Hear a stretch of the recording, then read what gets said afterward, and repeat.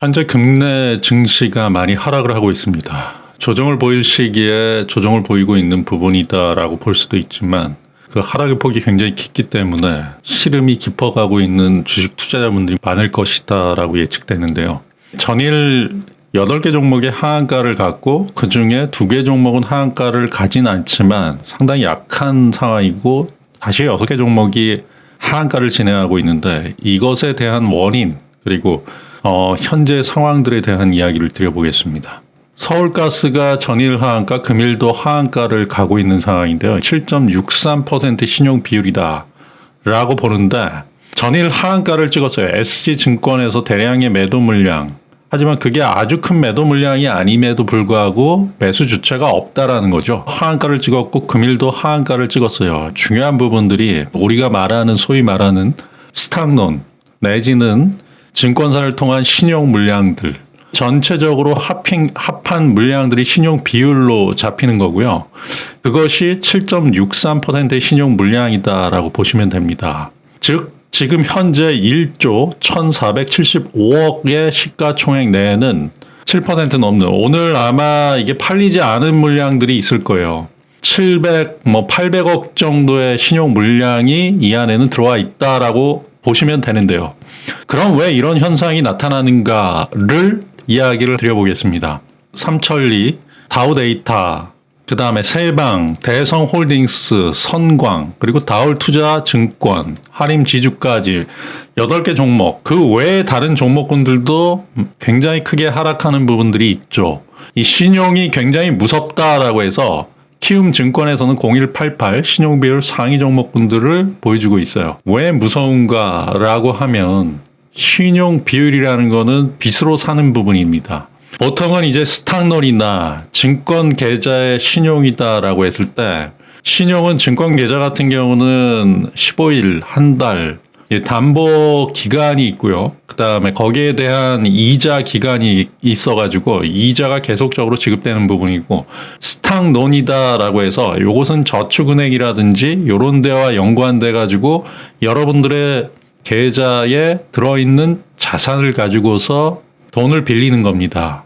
즉 여러분의 계좌에 1억의 돈이 있다라고 하는데 스탁론의 경우에는 그거에 따라서 증거금리를 120% 정도를 적용을 하고요. 증권 계좌는 135%에서 140% 정도를 적용을 하는데 이게 무슨 말이냐면 1억의 돈을 가지고 1억을 빌렸다. 그래서 총 금액이 2억이 된다라고 했을 때 거기에 대해서 증권 계좌, 증권사에서 신용을 빌리는 부분들은 140%의 적용을 받는다라고 하면 계좌 평가액이 1억 4천 이하로 떨어지지 않는다라고 하면 계속적으로 여러분들이 종목을 가지고 있지만 만약에 140%가 넘어간다라고 하면 2억에 6천만 원 이상의 손실이 발생했을 때를 이야기를 하는 거죠. 1억 4천 이상이 되어야 되는데 1억 4천 이하로 평가 금액이 내려간다.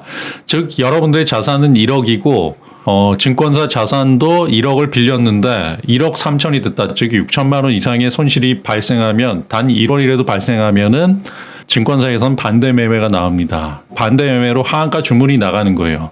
하한가 주문인데 거기서 매수 주체가 많다라고 하면 하한가가 아니고 보합 내지는 플러스에서 팔 수도 있겠지만 매도 주체가 많다라고 하면 하한가 주문이 계속 나오는 거예요. 그렇기 때문에 서울가스라는 것도 이 신용 비율이 굉장히 많은데 이건 역시 스탁론의 경우에는 한 120%의 증거금리를 조정받아가지고 여러분들이 1억의 예금 자산이 있고 그 계좌를 가지고 스탁론으로서 1억을 대출을 받았다. 그러면 2억이 됩니다. 2억에서 스탁론의 경우에는 120%의 증거금리이다라고 해서 1억 2천의 자산 밑으로 가면 무조건 하한가 주문으로 그날의 모든 종목군들 기계적으로 나가는 부분들이기 때문에 그랬을 때 전일 하한가를 갔죠. 만약에 2억의 풀베팅이 들어갔다라고 하면 전일 하한가면 1억 4천이 됩니다. 1억 4천까지는 괜찮아요. 금일 하한가 주문이 또 들어가는 이유들 하한가 주문이 나왔다라고 하면 거기서 1억 4천에서 30%가 빠지면서 120%의 증거금리율이 날아가 버리는 상황이 나타납니다. 그럼 2배 레버리지, 그 이상 레버리지는 의미 없는 거고 그 이상 레버리지는 이미 하한가 주문이 폭주하는 부분들이고 그 외에 주문들 200%의 주문 역시도 내일 또 하한가 주문이 발생하기 때문에 오늘 하한가 주문, 내일 하한가 주문이 발생하기 때문에 이랬을 때 문제점들 결국에는 그 신용 물량이 다 정리되지 않으면은 이것은 해답이 없다라고 보는 거예요. 그렇기 때문에 다올투자증권 올라가면서도 쉽지 않은 상황들, 그 다음에 할인 지주 역시 너무 많이 빠졌는데 왜 이런 상황이 나타날까? 이런 신용 비율에 대한 사항들을 굉장히 중요하게 보셔야 된다라는 말씀을 드립니다. 스탁농과 그리고 증권사 신용 물량들이 9시에 반대 매매로 나오는 부분들이 있어요. 주가는 빠지면 빠질수록 더 많은 물량들이 나올 수 있고요. 이 신용 반대 매매, 그 다음에 10시의 경우에는 CFD다라고 해서 기관이나 외국인들이 하는 매매들인데 자신들이 뭐 주식을 바탕으로 해가지고 파생 투자라든지 레버리지 투자를 했는데 거기서 손실이 발생했다라고 하면 그런 물량이 또 반대 매매로 나올 수 있는 부분들, 마진콜로 나올 수 있는 부분이 10시 이후에 나오는 추례가 되는 거고요. 그 외에 직장인 담보대출, 캐피탈과 관련해가지고 주식에 투자한 부분들이 14시에 또 나오는 물량들이 있습니다.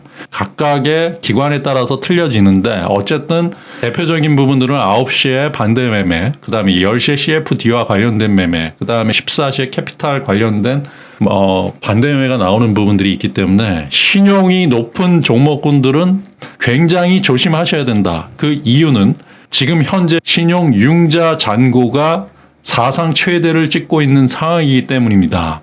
2021년에 신용잔고가 사상 최대를 찍었는데 올라가고 있는 상황 속에서 돈을 푸는 시기에서는 신용잔고가 그때 당시에는 증권사에 들어오는 돈들이 많으면서 신용잔고가 늘어나기 시작했지만 지금과 같은 경우 들어오는 돈보다 우선적으로 신용만 늘어나고 있는 상황 속에서 굉장히 위험한 상황이다. 특히 2차 전지 열풍 이러한 부분들 경기 침체로 가면은 2차 전지 역시도 버텨날 수가 없습니다. 반도체 2차 전지. 그렇기 때문에 우선적으로는 제로섬 게임에서 지금은 신용에 대한 대한민국의 리스크가 있다라고 인지를 하시고 그러한 부분에서 대응을 하실 것을 당부드립니다.